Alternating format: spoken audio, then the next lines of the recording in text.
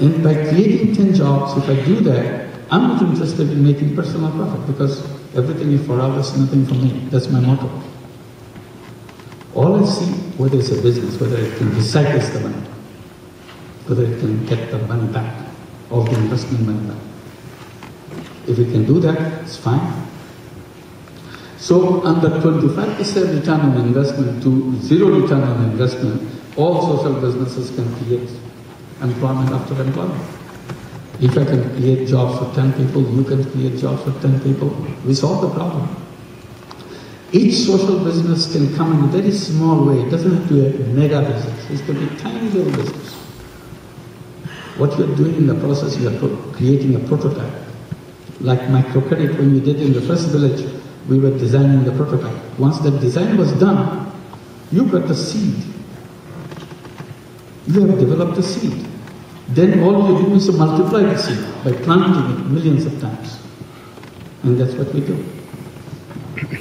So, if you can do how to take care of 5 employment, 5 welfare recipients getting out of welfare to a social business, you found the seed. All you have to do is to repeat it so that it goes out. If you know how to treat 5 people, how to take care of, health care of 5 people, in a social business way, you have developed a wonder formula. All we have to do is to repeat it. So that's the challenge. If you can have the social business, we can address all the problems that we see around us in a creative way. Today, the world has enormous capacity in technology. Fantastic technology in the capacity we own today in the world. But who is in charge of this technology? Businesses. What use they make of this technology? Make more money. I said, if you can take this technology and use it in the social business and solve the problem, all the problem will be solved.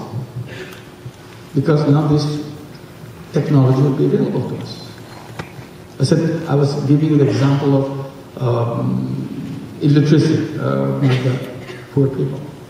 I said, look at the technology today. Removing illiteracy is just a matter, just like that. Snap of your finger, it can be done. Because technology in our hand.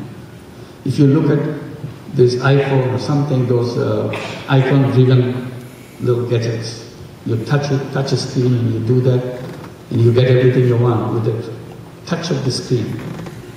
Imagine if somebody designed this little gadget where you touch an old woman or a young girl who is illiterate, just touches the screen and something happens. And what it does, it tells you how to write, how to read, how to do all the things, and have fun. You have storytelling, you tell the story yourself, you write things to somebody, somebody writes back to you. It will be fun to use it. But nobody makes that thing, because that's not where you make money. You want to make big money, something that is a $50 thing can be sold in $500, you make a lot of money. That's when we need the social business. We want to solve the problem with literacy. Design, bring all this technology into that. And I said, today's technology, there shouldn't be any poverty. I said, if you bring the information technology to the poor people, imagine how powerful they will be. I said, what kind of information technology would that be? I said, it's very simple. Design an Aladdin's lamp. And every poor person will have that Aladdin's lamp. They will touch it, and the digital genie will come out of it. And will say, what can I do for you, ma'am? She will say, well, I made all these baskets. I can't sell these things. The genie says, don't worry, ma'am. I'll get it solved in 5 minutes. In 5 minutes, he brings all the buyers for her product. It's possible. There's nothing impossible. It's a question of putting your mind into it. Whether she needs marketing, whether she needs credit, whether she needs ideas, whether she needs healthcare, everything can be done with that little gadget. Possible. So it's a question of thinking in that direction. I said today we are all fitted with profit maximizing glasses. right from day one. So see the world with profit-maximizing eyes. All I'm pleading, for a few seconds, would you please take off those glasses and put on the social business glasses? The world will look so different.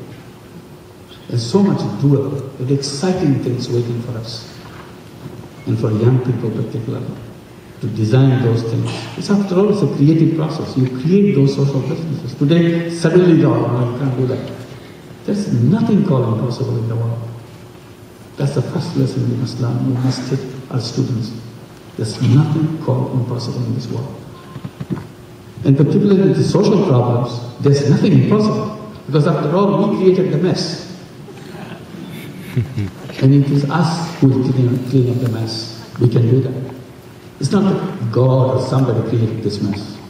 We did it. And it is completely within our power to remove it completely.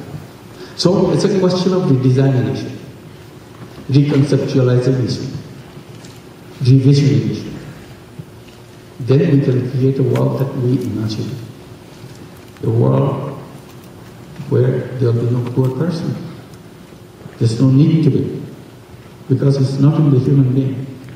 Why should anybody be poor? So I said, when we do that, and it should be done very quickly, and we'll create museums, poverty museums. Because our next generation will come, they will ask a very tough question, what is poverty? What is it? Because, like dinosaurs, we don't see dinosaurs, so we take our children to dinosaur museum to show them. So we'll take them to the poverty museum.